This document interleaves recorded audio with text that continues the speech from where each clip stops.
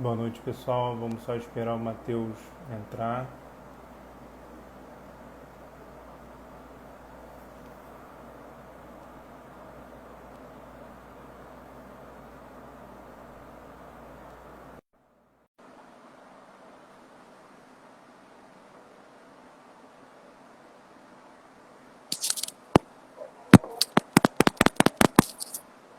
Boa noite, Matheus. Fala, Rodrigo. Boa noite. Tudo bem, rapaz? Beleza, tudo na manhã. Que bom. Bom, Nem tudo, né?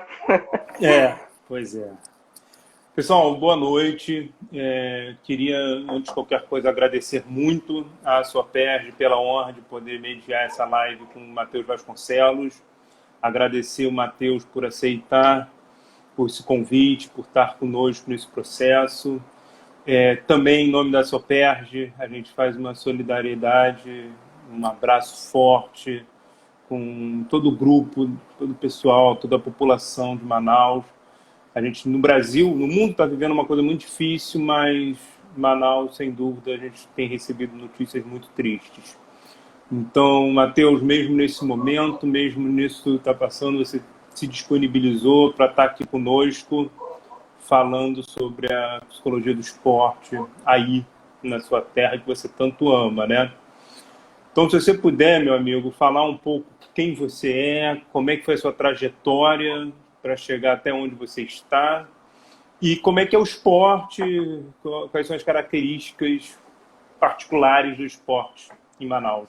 Na região norte, na verdade, porque nossa live é região norte de uma maneira geral. Opa, só voltar aqui. Foi. Beleza, Rodrigo. Então, eu agradeço aí. As coisas aqui em Manaus realmente estão um pouco complicadas.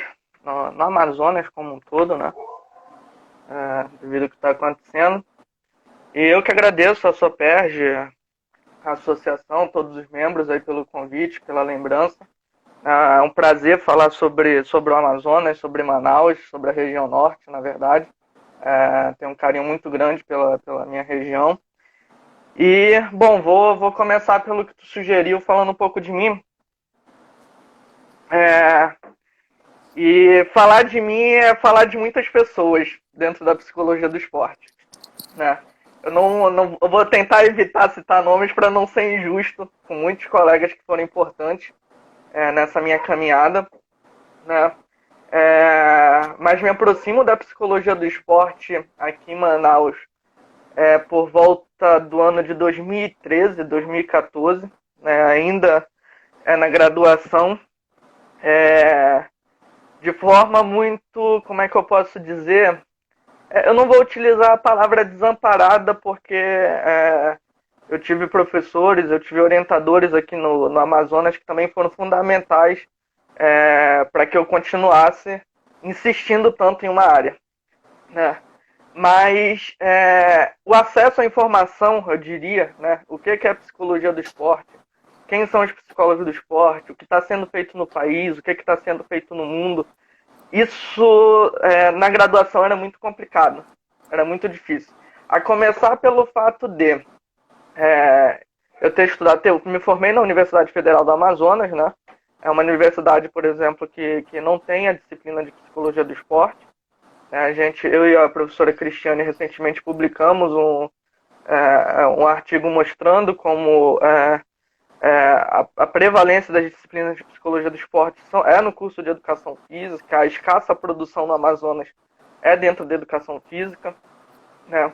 Então a informação era um problema muito grande, porque como é que eu ia começar de fato, né? Se eu Uhum, não uhum. tinha acesso a essa informação.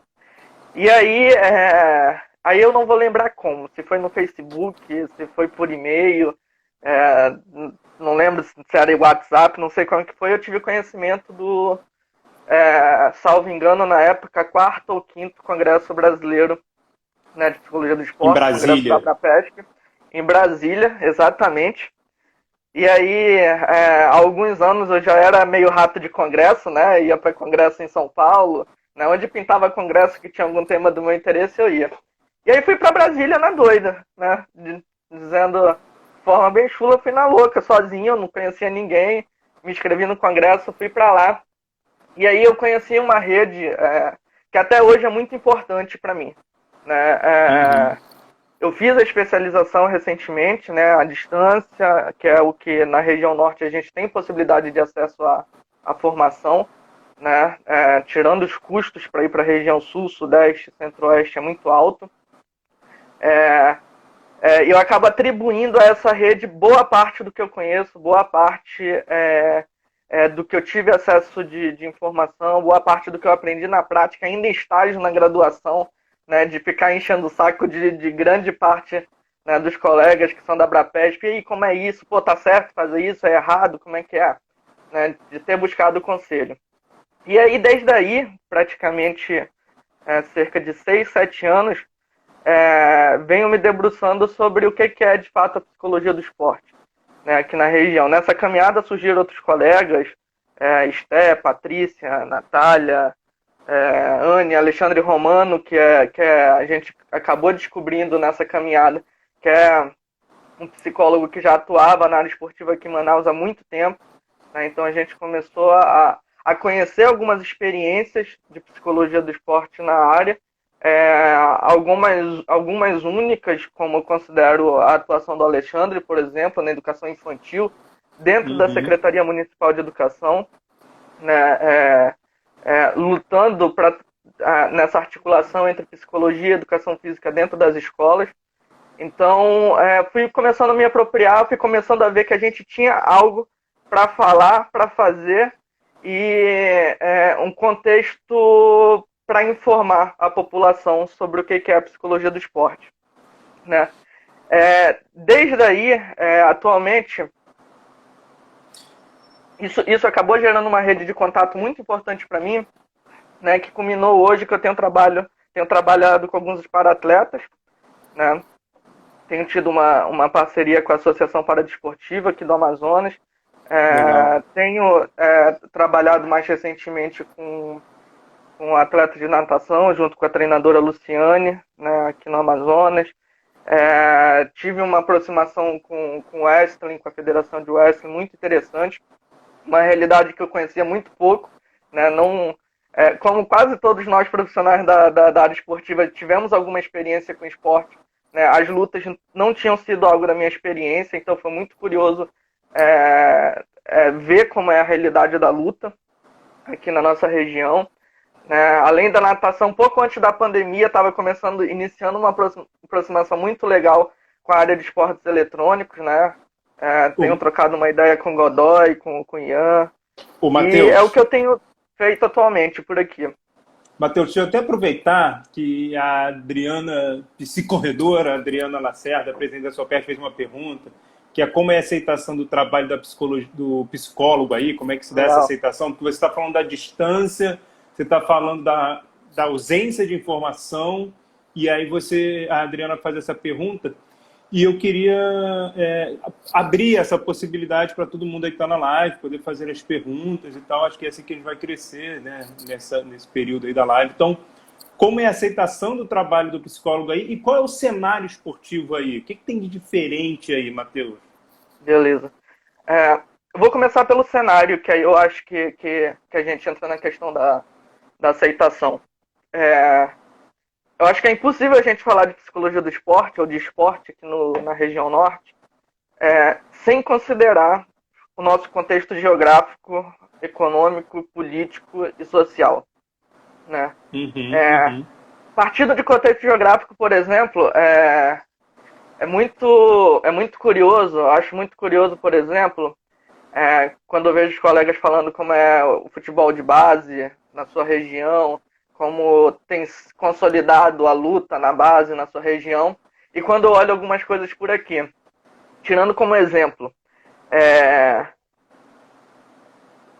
alguns anos atrás teve uma notícia muito interessante, depois eu posso resgatar, contando a história de um garoto, né, de base aqui do Amazonas, de um clube de futebol, onde ele acordava muito cedo, né, 4, 5 horas da manhã, morava do outro lado do Rio Negro,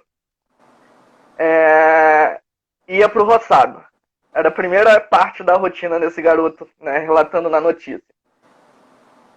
Acabava o roçado, né? Pô, já no meio da manhã ele pegava um que a gente chama de voadeira aqui, né? Que são os botes de alumínio com motor, né? Pegava a voadeira e atravessava o rio para o outro lado da cidade, né? Para vir treinar. Consequentemente frequentar a escola e tudo mais. E no final do dia, quando acabava essa rotina toda, né, ele saía de Manaus, ia para o porto, pegava aquela mesma rabetinha, né, de motor e já ia quase anoitecendo já para o outro lado do rio onde ele morava, né? Isso guiado por uma luz do outro lado do rio. O rio fica aquele breu, aquele escuro e você só tem as luzes dos barcos, né, e da outra margem. Ia seguindo e ia embora, né? Na luta, no wrestling, e aí dando créditos ao trabalho que a Federação de Wrestling tem feito aqui no Amazonas, ela tem se interiorizado muito, né? A luta olímpica ela tem criado vários polos no interior do Amazonas. Recentemente teve o campeonato amazonense, eu acho que 1 ou 2 semanas antes da pandemia. E aí eu achei muito interessante, eu fui assistir os treinamentos dos atletas que vieram do interior, né? Ficaram 1, 2 semanas antes da competição treinando, se adaptando. Esses atletas desceram 5, 6 dias de barco para cá, para uma competição. 5 dias de barco? 5, 6 dias de barco para uma competição. Nossa. Né? Muitos, inclusive, eram indígenas, né, da região de Atalaia do Norte, e vieram treinar. Né? E os treinadores falam que são atletas muito focados, muito compromissados, mesmo sem uma estrutura, né, para poder treinar na sua região, são muito comprometidos. E que eles consideram um perfil psicológico diferente desse atleta, né? Uhum. Porque com todas as dificuldades, eles treinam diariamente, né? Buscam se alimentar com o que eles têm acesso e vêm para cá treinar. E a volta é a mesma forma, né? Subindo o rio demora mais, 6, 7, 8 dias. Que tipo de barco, então, Matheus? Aqui eu acho que vocês conheceriam mais como aquelas embarcação recreio, talvez seja o mesmo nome, né? Que são embarcações que vão várias pessoas no mesmo local com redes penduradas, dormindo. Né, como tanto a Camila e a Adriana estão colocando, bem diferente da realidade de grandes metrópoles. Exatamente. De outros lugares do Brasil, né? Que vão de ônibus, né? Que às vezes tem possibilidade de outros transportes. Se for interestadual, pega um avião muito rápido, né? Isso acontece nos jogos escolares também, imagina, né? Jogos estaduais, todos os colégios do estado descendo e subindo o rio, né, para competições. Então não tem como a gente não considerar essa questão geográfica. Por que eu digo isso? Porque eu acho que é ela que acaba criando todas as nuances políticas, sociais e econômicas que a gente tem na nossa região, influenciam diretamente na forma que o esporte se consolida aqui na região norte. Né? Então as dificuldades que os atletas vivenciam, as federações, associações, as próprias secretarias estaduais municipais, elas sofrem um impacto muito grande em relação a isso. E aí eu acho que o trabalho do psicólogo,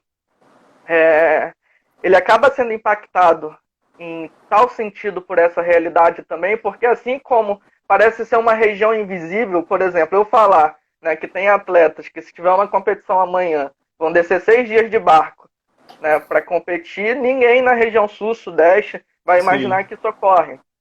É uma realidade muito diferente. Da mesma forma que isso ocorre em relação ao nosso contexto esportivo, em relação à psicologia ocorre também. Né? Porque falar sobre psicologia nesse contexto é muito raro ainda. Né? Mas é aceito? Assim, eu acredito que tem uma aceitação muito boa, só que, por outro lado, essa aceitação ocorre muito mais especificamente em alguns esportes. Né? Quais? Como, por exemplo, a luta, eu acredito que é um esporte que tem se mostrado muito aberta para isso. Uhum. Os esportes eletrônicos, que têm crescido recentemente aqui também. No geral, assim, os esportes olímpicos, tradicionalmente olímpicos, demonstram muito mais abertura para isso. Eu acho que a grande dificuldade, o grande cenário ainda de falar sobre psicologia ainda é no futebol, mas eu acho que isso é uma realidade brasileira. Né? Tá. E quando você diz isso, Matheus, o professor Alberto Figueiras fez essa pergunta até lá no início, quando você traz essa realidade, você está falando de uma coisa especificamente de Manaus, você tem diálogo e troca com psicólogos dos outros estados do norte. Pará, Amapá, Roraima, como é que funciona, como é que é esse diálogo e se a realidade é uma realidade regional ou estadual? É uma realidade estadual, porque, por exemplo, se a gente for para o Acre, o contexto de acesso é totalmente diferente. Né? Apesar de ainda estar na região norte, é, Rio Branco é uma capital que tem acesso por estrada ao restante do país. Né? O que não é o caso de Amazonas e Roraima, né? Amapá e Rondônia, no caso. Rondônia ainda assim com Acre, tem ligação com Acre. Né? Então é um contexto geográfico que é característico do Amazonas. Né? Mas que também, se você for no Pará, se você for em Rondônia, você ainda vai ver essas características. Né? Mas aqui de forma muito mais enfática. Né? Quase todos os nossos municípios têm como seus centros urbanos à margem de rios. Né? Quase a totalidade dos nossos municípios aqui da região. Nenhum é distante das beiradas dos rios. Entendi. Então, é uma característica particular, né? De Manaus, do Amazonas, mas no geral é isso. Mas vocês têm essa troca entre os psicólogos do esporte dos estados diferentes do norte? Como é que funciona? Eu ainda sinto falta disso. Eu acho que a Abrapesp conseguiu possibilitar a aproximação. A gente conheceu os colegas que estão do Pará. A gente identificou pessoas interessadas em Roraima. Né? A gente já descobriu colegas que já atuaram em algum momento no Acre. Né? E pelas dificuldades pararam, desistiram. Descobrimos, por exemplo, também que tem um grupo de estudo em Rondônia, né, que é dentro da Faculdade de Educação Física, que tem se dedicado à pesquisa, à área.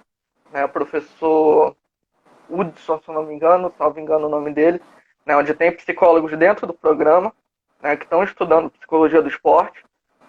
Mas ainda assim, acredito que o problema de comunicação que a gente tem, né, de troca com o restante do país, não é nosso com o resto do país. Eu acho que é nosso entre nós também.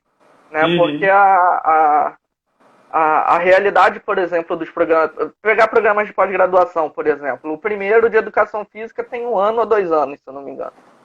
Né? Então, imagina, como estabelecer um diálogo com a Educação Física, né, se atualmente hoje a Educação Física está começando a construir um cenário, né, de produção mais consolidado na pós-graduação. Né, o nosso de psicologia é o primeiro no Amazonas, né, e único, na verdade, que está na Universidade Pública de 2012. Né, então, é tudo muito recente. Então, acredito que a gente ainda tem iniciado a estabelecer diálogos. Entendi. Você tinha falado dos jogos, daquela viagem de 6 dias, que inclusive tinha índios ali, pessoas de tribos indígenas, né?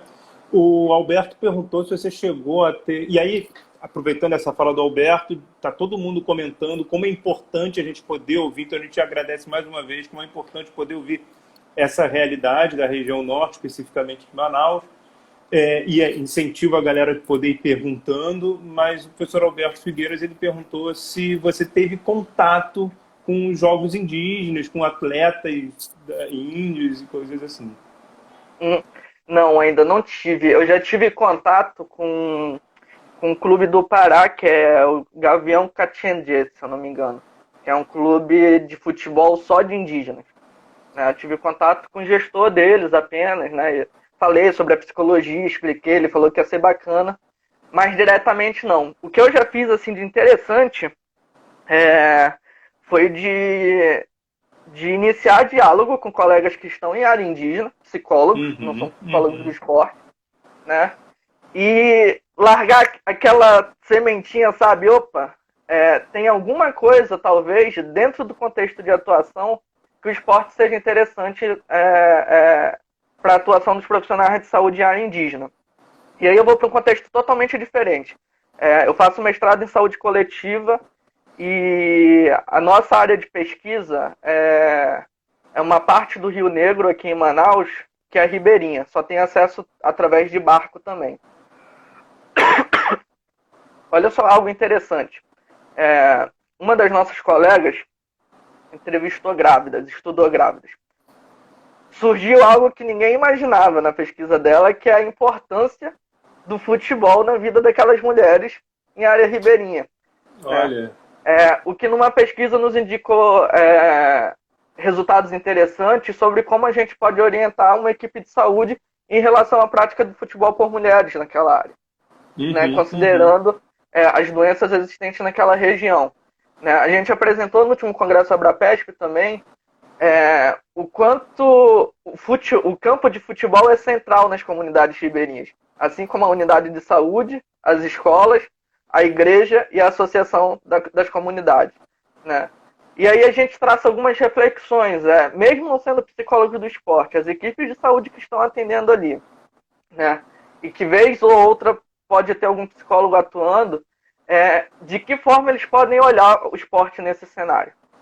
Né? Qual é a relevância disso para a comunidade, qual é a relevância disso para pensar práticas de promoção de saúde dentro desse contexto. Né? Então, nesse sentido, eu tenho conseguido estabelecer um diálogo. Mas no contexto indígena ainda tem sido um pouco mais difícil. Porque é uma construção, né? Que você está falando. É um processo de construção que não para, né? No gerúndio esse processo de construção. A Camila Sandustiano fez uma pergunta bem interessante no seguinte sentido. Você falou do Congresso da Abrapesp em Brasília, falou do último, e aí ela pergunta se as demandas dos atletas ou das pessoas praticantes de atividade física se é diferente, pelo que você vê quando você vai nos congressos, se você vê demandas diferentes ou, apesar das regiões, as demandas são similares. Eu vou dizer sim e não. Eu vou...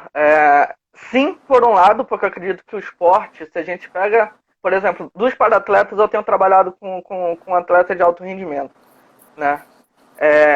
As demandas que surgem em relação a cada esporte é muito similar ao que a gente discute no Congresso. Só que tem algumas questões que aí eu vejo que não ocorra em todas as regiões, em tantos cenários, que estão muito ligadas a um aspecto cultural. Né? Por exemplo, há alguns anos, cerca de 10 anos aproximadamente, a Fundação Amazônia Sustentável iniciou um trabalho voltado para a formação de arqueiros indígenas.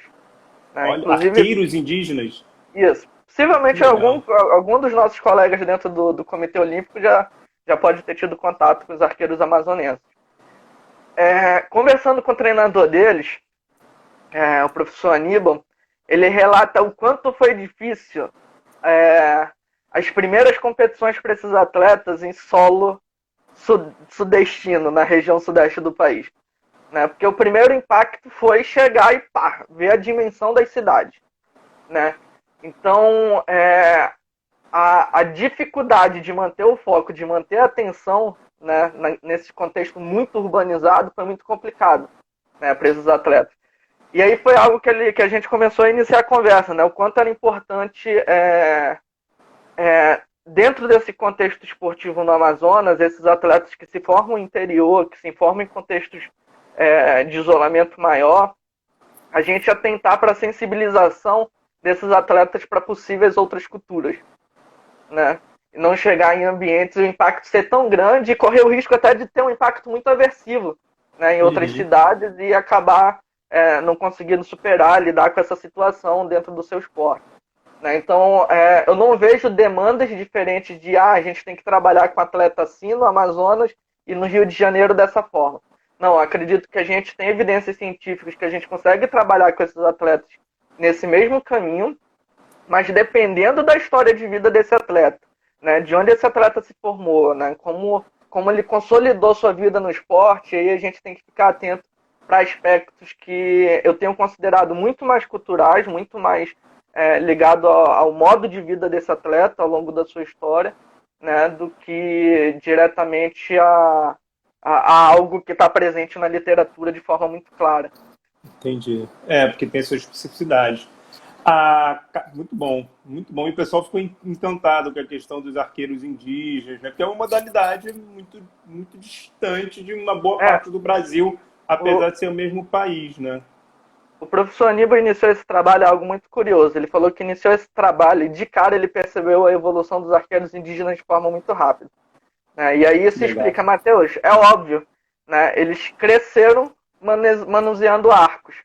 né? Então, o domínio deles para o arco na iniciação foi muito rápida, evoluiu de forma muito diferente da experiência que ele já vinha tendo com atletas que eram da cidade, né?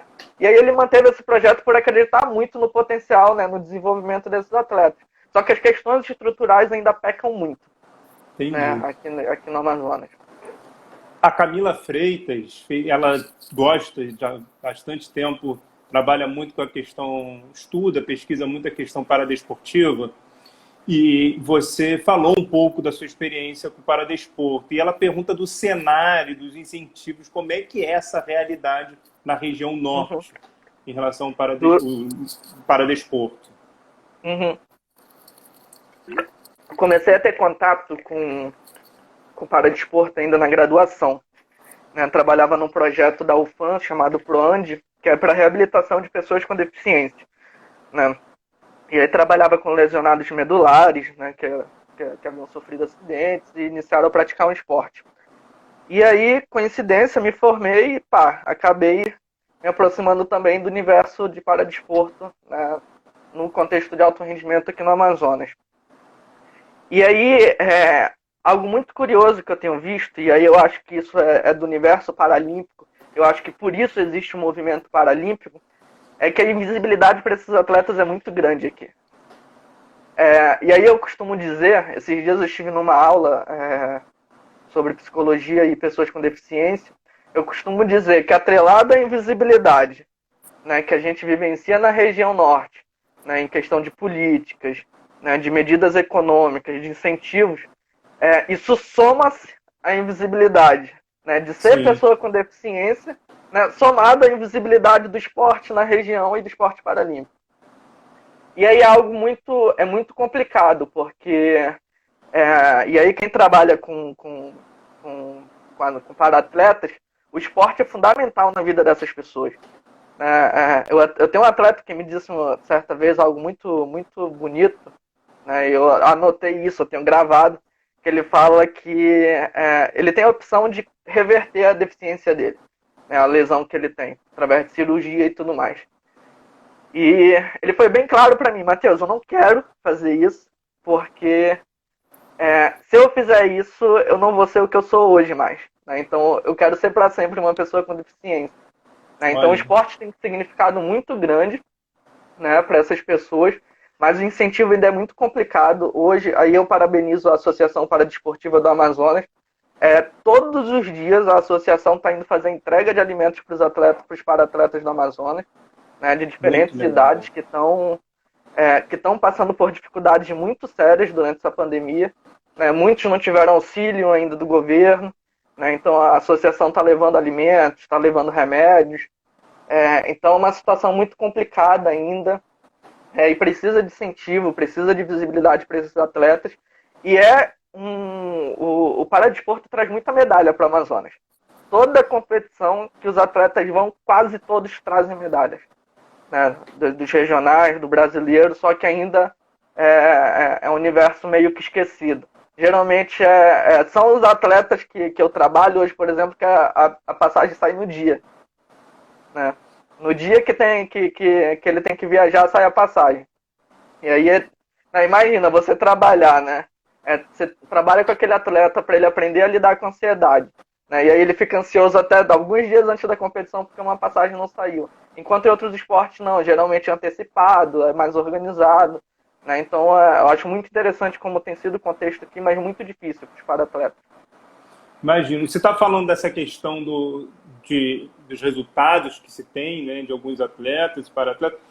Se a gente for pensar um pouco nessa questão do fanatismo e da identidade com os atletas, na identificação com os atletas, quem é a grande figura assim, da região norte nesse momento? E eu vou aproveitar também e agradecer aí a fala do Murilo Falange, né? Ele diz dessa questão das habilidades psicomotoras dos índios, desde pequeno com a experiência com os arcos, deve ser um facilitador, né? Ele que vai ter uma live também da Soperd essa semana. Mas a pergunta que eu te faço é essa, assim, como é que se lida, como é que é essa questão da relação de fanatismo, de identificação com os atletas da região norte? Isso, relação população-atleta? Você está se referindo? Isso. Isso, isso. Porque é um dos incentivadores, né? É o que leva muita gente a fazer esporte, é a identificação com determinados atletas. E se tem uma questão regional, então, mais ainda. Uhum. Não tenho visto isso de forma tão forte, sabia, Rodrigo? É algo muito curioso. Eu vejo muito mais a identificação com os atletas que são de fora, que são de outras regiões, né? Uma supervalorização de quem é de lá, né? Isso, inclusive, foi uma discussão que eu tive esses dias no grupo. Foi uma fala muito interessante de uma treinadora que eu estou trabalhando, que ela comentou, no tempo que ela competia, o quanto não é nem ser atleta do Amazonas, o quanto ela sentia um desprezo, né, em relação a ser um atleta que treina no Amazonas, né? Mas quando ela treinava em outra região do país, não, era status, né? Então, não tenho visto esse prestígio relacionado a atletas locais, né? O que eu tenho visto próximo, se aproximando um pouco mais disso, foi no futebol, né? Em duas ocasiões, eu acho que quando o Iranduba, o futebol feminino foi muito bem, lotou estádios, né? Passou 2, 3 anos enchendo estádios, como o futebol masculino aqui já não enchia há décadas, né? E aí surgiu as guerreiras do Hulk, as guerreiras do Iranduba, hashtag flechada, né? Então se criou um marco no futebol feminino naquele momento, e com a subida do Manaus recentemente para a terceira divisão, né? Onde a visibilidade desses atletas aumentou muito, teve um resgate da autoestima, né, do esporte local, né? De Isso opa, a no gente pode futebol voltar a galgar masculino. antes. Isso no futebol. Futebol Tá. masculino e feminino. Nos outros esportes não tem existido de forma tão clara nesse prestígio. Geralmente se resume a grupos, né? Por exemplo, na natação você sabe quem são os atletas de ponta do Amazonas, né? E você toma como referência eles para competir, né? Mas a admiração geralmente está voltada para um atleta que está competindo fora. E isso é muito curioso, porque isso acaba sendo até preocupação. A gente tem que atentar isso para trabalhar com os nossos atletas aqui, né? Uhum, Porque uhum. eles se espelham geralmente também em atletas que são de fora, né? Então eu já tive situações de, porra, vou competir com fulano de tal, né, que treina lá e eu sei que a chance dele ganhar é muito maior, né? Como é que eu lido com isso? Então é uma das curiosidades também, de não ter essas referências locais, tirando alguns atletas que já foram olímpicos, mas também esquecidos na história, só não nas páginas do livro da professora Katia Rubio, né? Mas na Sim. história do esporte local, né, deixados à margem. Sim, e aí é legal que você traz o futebol feminino, então, também como uma das potências da região, né? O futsal Eu, feminino aqui é muito forte, muito forte. futsal, Uhum. que legal, que legal. As competições enchem aqui. Teve uma pergunta que o Murilo fez, eu acabei perdendo, vou pedir para o Murilo repetir. Ah, ele fez aí. Se existem estudos no Amazonas relacionados aos arqueiros indígenas em relação ao repertório psicomotor. Tem esse estudo? Não. Na verdade, quase nada relacionado à cultura diretamente a gente vai ter trabalhos diretos. O que a gente tem muito interessante são os estudos do professor Jefferson Jurema, que ele mostra o quanto. Ele explica nos seus estudos o porquê os indígenas não têm apresentado problemas tão comuns como nós, como, por exemplo, né, problemas de coluna, doenças XY. E aí ele faz um estudo sobre a biomecânica do trabalho indígena, né, da mulher Uhum. indígena, de carregar cesto na cabeça e tudo mais. E aí ele mostra o quanto, né, aquelas culturas, né, no seu cotidiano de trabalho, criaram formas de trabalhar onde a biomecânica é perfeita, sem instrução de profissional de educação física nenhum. Né? A E, angulação de como carregar a cesta na cabeça e tudo mais de forma perfeita. Né? Então a gente tem alguns estudos nesse sentido, mas não voltados para o esporte. entendi. Né? De mostrar que essas pessoas talvez, pela forma que vivem a vida, né, têm propensão maior para praticar, ter mais habilidade com tal esporte. Isso a gente não tem estudos. Entendi. Só para avisar o Mas já pessoal com que Jurema ainda. vale a pena. Ah, é. Como é que é o nome? É o professor Jefferson Jurema, ele é da Universidade do Jefferson Estado do Jurema. Amazonas. Ele é Tá, coordenador do curso de Educação Física. tá. Só para a gente pontuar ali, faltam uns 25 minutos para a nossa live acabar, e aí eu vou pegar de novo uma pergunta da professora Adriana Lacerda. Ela pergunta se existem projetos de iniciação esportiva, iniciativas públicas ou privadas. Mas como é que se dá essa questão da iniciação esportiva? E aí eu aproveito e também já emendo numa pergunta do professor Alberto, se você puder responder as duas, como funciona esse treinamento no barco. Eu achei muito interessante, porque são 6 dias de viajando para competir. Então tem que ter um treinamento nesse barco. Os atletas treinam, eles usam imagens mentais, como é que se dá? Então, primeiro com o Adriano, em relação à iniciação esportiva, se existem projetos, e depois essa pergunta do Alberto. Tá, em relação à iniciação esportiva, tem projetos. Manaus já teve projetos muito bons, inclusive, que hoje em dia não funcionam mais, né, foram deixados de lado. Hoje, o que eu tenho visto muito importante são algumas iniciativas de instituições militares, né, voltado para a iniciação esportiva. Geralmente são projetos sociais mesmo, né, voltado para comunidades carentes, né, que ficam próximas às bases militares. Tem um projeto muito bacana também, que é o do OELA, que é oficina de luterania, se eu não me engano, né, que é para construção de violões, essas coisas. Só que ele tem uma parte do projeto que é voltado para esporte, né, que é o esporte sustentável, o nome do projeto. E aí eles, além de ter lutas, ter futebol, ter futsal, uma parte do projeto é voltado para canoagem, né? Então a garotada vai para o Rio aprender canoagem, né? E aí é uma parte do projeto, é financiado pela Petrobras, né? Então é uma parte do projeto que tenta lidar com uma especificidade local de formação, né? Mas iniciativas governamentais a gente pode pegar essa da Petrobras.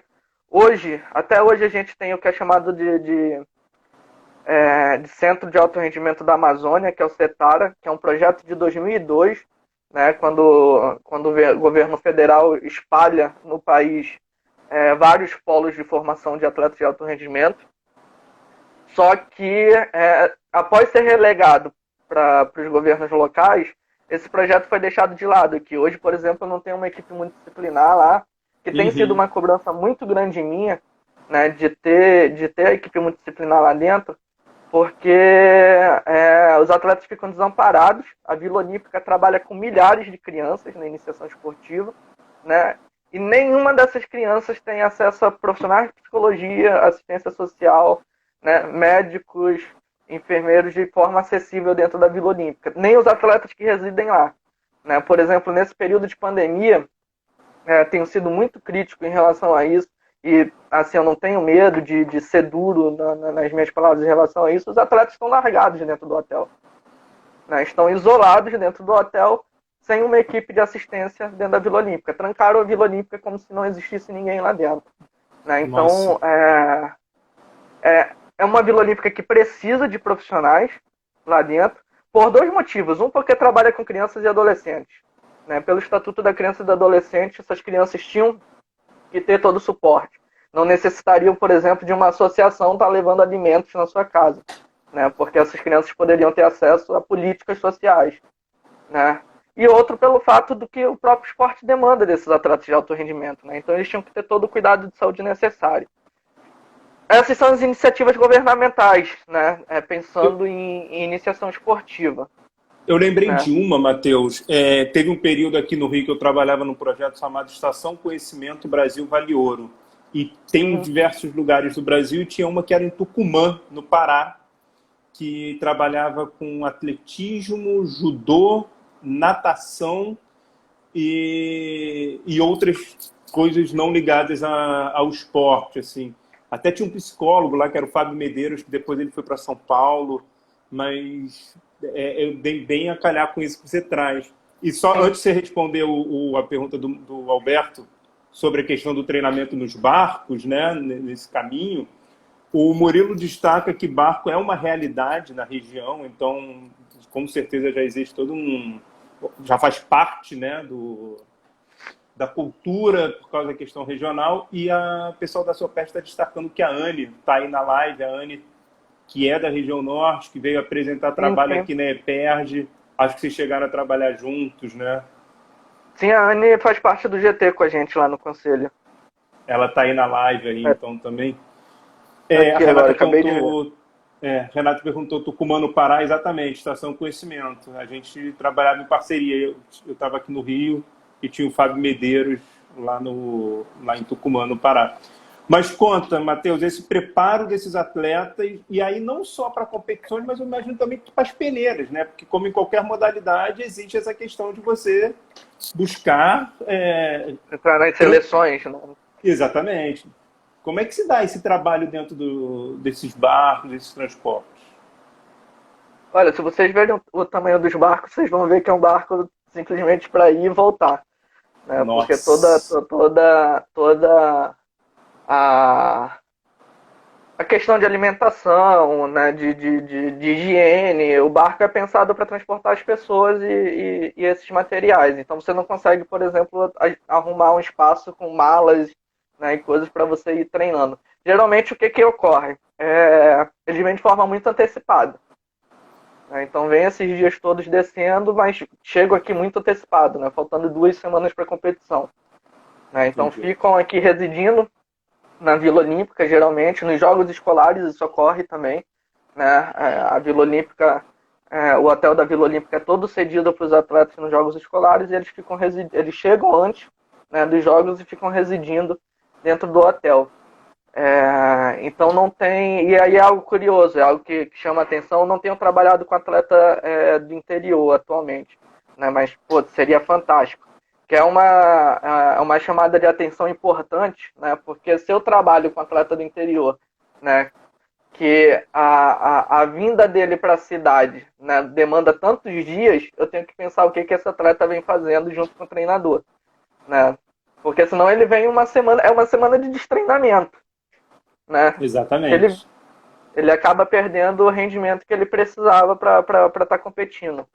Mas é um ponto de atenção muito interessante, mas se vocês verem a embarcação, vem com 15, 20 pessoas às vezes, com as malas, alimentos e tudo mais, o espaço não se torna apropriado. E eu destaquei a questão das peneiras, que normalmente são em idades de adolescentes, né? E fico imaginando como é que se dá essa viagem, né? A Edi.ellen, ela pergunta se tem atletas que vêm de países que fazem fronteiras. Achei bem interessante essa pergunta dela. Eu tenho trabalhado agora com atleta da Venezuela. Então tem, inclusive, no interior, o pessoal da luta olímpica aí, tem grande parte dos treinadores são de outros países, né? Tem venezuelanos e cubanos, colombianos de forma muito presente, né? E aí foi quando teve essa onda migratória para o Amazonas, eu comecei a tentar um pouco, está acontecendo alguma coisa interessante. Então, tem muito atleta, muito treinador atualmente aqui. Nos últimos 5 anos, muita gente chegou. Quem já era atleta lá, a primeira coisa que fez foi procurar a Vila Olímpica, né? Então, procuraram as equipes que são de referência para começar a treinar. Quem era treinador começou a formar essas equipes também. O atleta que eu trabalho atualmente, por exemplo, ele era de outro esporte no seu país, e aí quando ele chegou aqui, esse esporte não era tão forte, não tinha espaço, e aí ele migrou para outro esporte, né? Ele começou a focar em outra modalidade esportiva, mas é muito presente a presença de estrangeiros. Posso imaginar. Principalmente esses, cubanos, venezuelanos, colombianos. Peruanos nunca vi, mas cubanos, venezuelanos, colombianos eu vejo muitos. Imaginar. E aí, Matheus, a gente está meio quase se aproximando ali para o final, né, da nossa live. Vamos pensar na perspectiva futura, vamos pensar para frente. Principalmente pensando nesse momento que a gente está, na verdade, presente e futuro. Assim, como é que está o cenário agora? A gente tem visto que é um dos estados mais afetados, o que nos deixa aqui com o coração muito apertado, e a gente manda nossas vibrações positivas para todo Manaus, né? Mas, e pensando agora e pensando no futuro, a psicologia do esporte e o esporte em Manaus, quais são as Uhum. perspectivas? O que você enxerga? Olha, primeiro pensando em cenário de pandemia, a resposta de atletas de diferentes modalidades tem sido diferente. Tem alguns que estão otimistas porque todo mundo está entrando de treinamento, né? Então, opa, é Isso. algo bom porque o cara que já estava muito à minha frente lá, né, não está treinando e eu também não estou. E quando a gente voltar, a gente vai estar um pouco mais páreo, talvez. Né? Enquanto tem outros que não, opa, né? Essa parada está me atrapalhando porque eu não estou tendo acesso a nada, que o cara lá pelo menos está tendo acesso à academia. Então a resposta tem sido um pouco diferente em relação a cada atleta. Semana a semana eu tenho perguntado como é que tá as coisas. Né? Então tem muita coisa acontecendo diferente na vida de cada um, de cada treinador também. São coisas que a gente está aprendendo, na verdade, com esse momento. Agora, em Uhum. relação ao cenário, eu tenho sido bastante otimista pelo seguinte motivo. Eu acredito que a gente ainda não fala de forma tão forte ainda em psicologia do esporte no Amazonas, na região norte como um todo, porque a gente falou durante muito tempo pra gente. E aí eu acho que a gente tem que falar para os atletas, para os treinadores, são para os gestores, o que é a psicologia do esporte. Né? Muito bom. E aí, geralmente, quando eu falo, quando eu explico o que é, como a gente pode contribuir, né, o que tem sido feito nas outras regiões, né, olha o Nordeste como está se destacando também, os olhos brilham, geralmente. Né? O que a gente geralmente esbarra é nas dificuldades estruturais e financeiras dentro do nosso contexto. Né? E aí é algo que eu estou aprendendo a lidar ainda, como, enquanto psicólogo, eu consigo ser acessível para esses públicos também. Né? Porque a gente lida com uma realidade onde ter acesso à saúde mental já é muito complicado. Né? A um psicólogo esportivo, mais difícil ainda. Né? Então eu tenho que pensar formas de facilitar esse acesso. E aí eu acredito que é fundamental a caminhada de outros colegas junto comigo nisso também, né? Porque eu sozinho não consigo ocupar tanto espaço, tem os árbitros, tem a Vila Olímpica, tem os projetos sociais, que são muito presentes, inclusive. A gente precisa ressaltar para os projetos sociais, né, que os psicólogos lá do esporte ou psicólogos, né, comunitários, eles podem atentar para esse contexto de atuação. Né? Então, eu tenho sido otimista em relação a isso, porque as pessoas valorizam, né, sabem o quanto o esporte é fundamental, né, na formação das pessoas e o quanto a psicologia dentro desse contexto. Entendi. Bom, dá tempo ainda para uma última pergunta. Eu estou tentando buscar aqui. Eu também estou puxando aqui, mas está difícil. Mas o pessoal está encantado, Matheus. Eu posso te falar isso. Assim, o pessoal está realmente encantado com o que você está trazendo. E assim, eu gostaria de, como testemunha, né, do que você fez com a psicologia do esporte da tua região, né? Você, não só você, mas você trouxe muita gente. Você Uhum. foi muito importante para o projeto que aconteceu em relação a Norte-Nordeste, os eventos Norte-Nordeste. Você foi fundamental nessa luta também. Então, assim, eu queria, em nome de... Fala, você quer falar alguma coisa?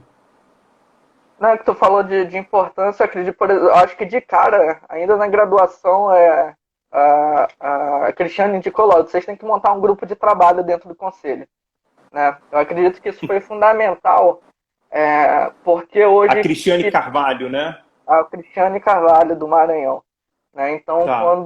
quando a gente criou o grupo de trabalho, isso abriu a porta para a gente falar para muitas pessoas, né, sobre a psicologia do esporte. Esses dias mesmo eu estive na rádio da OAB com o presidente da OAB e apontei a importância de talvez a gente falar sobre direito e esporte.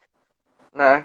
Que aí seria algo relevante também para a gente ter uma aproximação em relação, olha, opa, né, tem direito, atletas têm direitos aqui no Amazonas e a gente pode articular isso com a psicologia.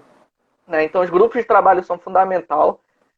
Isso abriu a possibilidade de a gente mostrar para as instituições que têm a disciplina de psicologia do esporte para manter, porque uma hora a gente vai ter professor para botar dentro dessas instituições.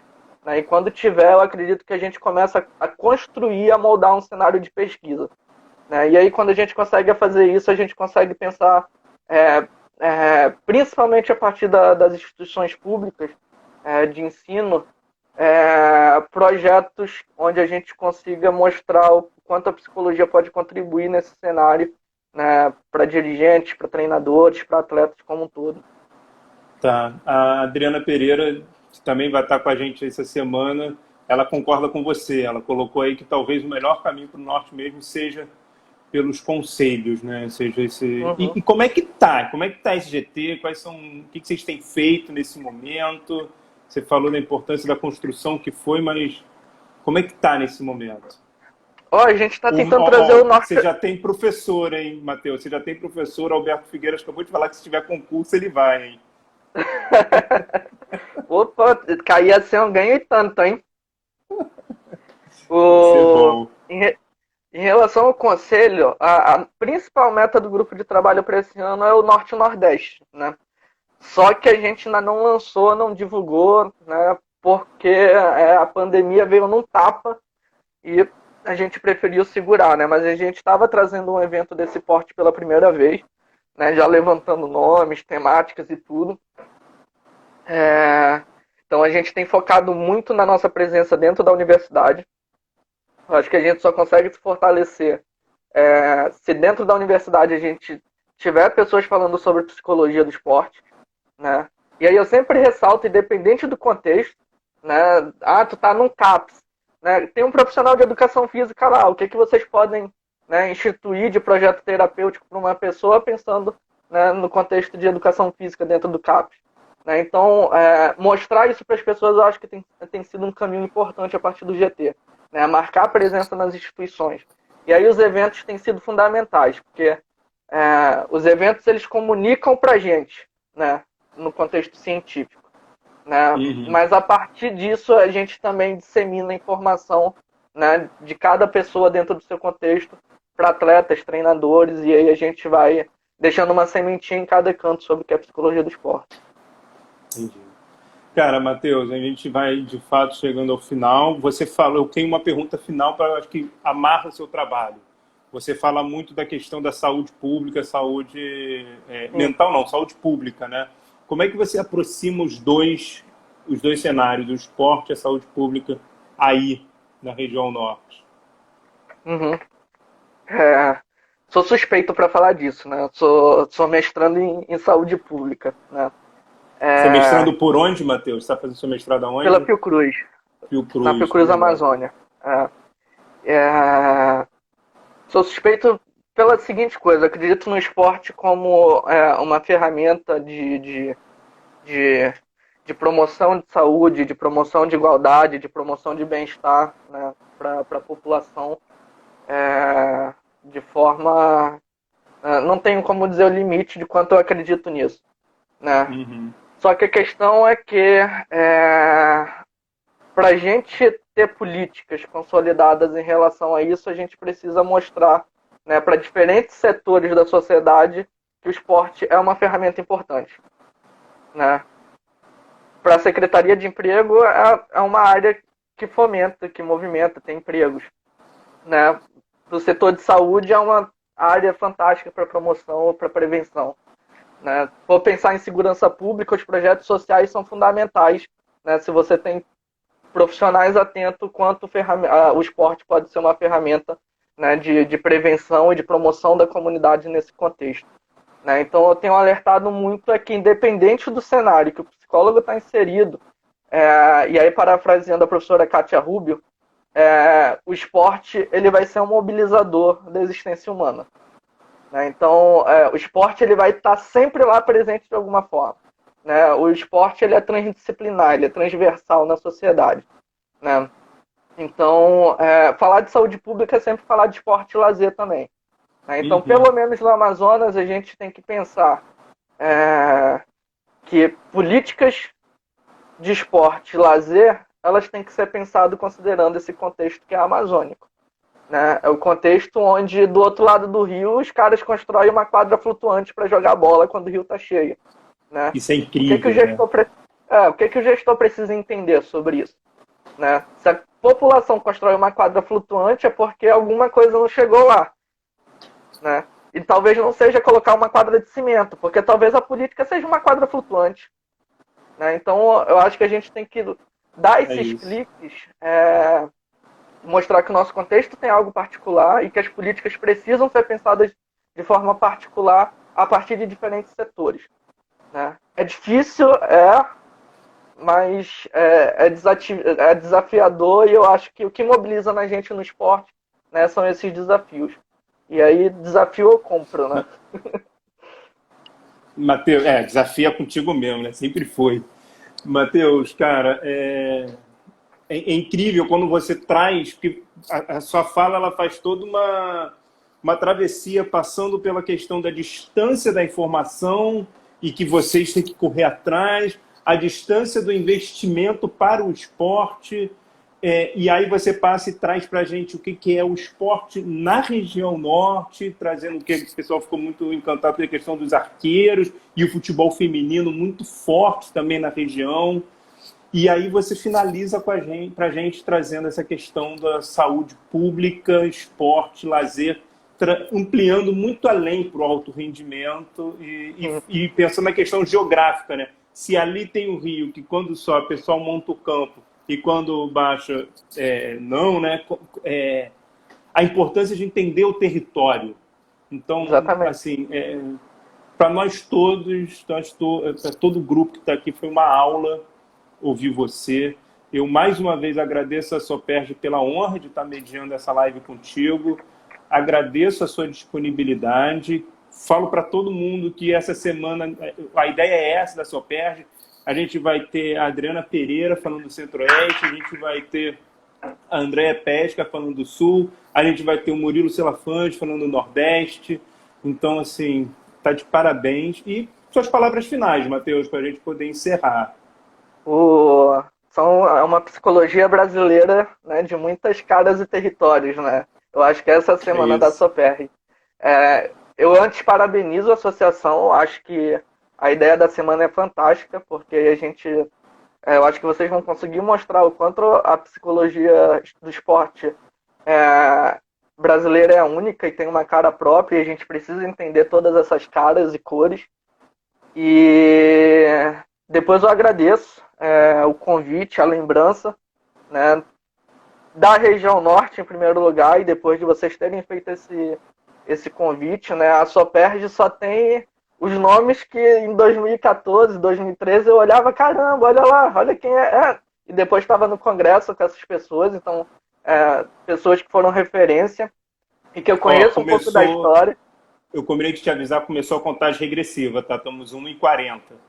Ah, beleza. E aí eu acho que é isso, Rodrigo. Eu acho que eu não tenho palavras para descrever minha admiração por todo mundo na Soperj, né? E eu estou à disposição quando vocês precisarem. Eu sei que se eu procurar vocês, eu tenho abertura para procurar, né? Então eu me coloco à disposição e coloco o que vocês precisarem em relação aqui à nossa região para a gente trocar, a gente aprender junto. Tá ótimo, meu amigo. E aí, para o pessoal que está aí, que ainda não é sócio da Soperj, é muito simples, é só entrar em qualquer rede social nossa, buscar, perguntar como se faz essa associação, e vai ser um prazer. E não precisa ser só do Rio, né? E vai ser um prazer ter... Eu acho que é isso, você falou bem, assim, a multiplicidade da psicologia brasileira, e essa é a ideia nossa. Pessoal, a gente vai encerrar, então, a nossa live. Matheus, um beijo no teu coração. Valeu, força gente. Obrigado para a aí. região norte, para Manaus, que está passando por uma situação muito delicada. Para todo o Brasil, para todo mundo, mas, enfim, para vocês especificamente. E obrigado, viu, meu amigo? Obrigado mesmo. Falou, gente. Brigadão aí. Boa noite. Um grande abraço a todos e a todas.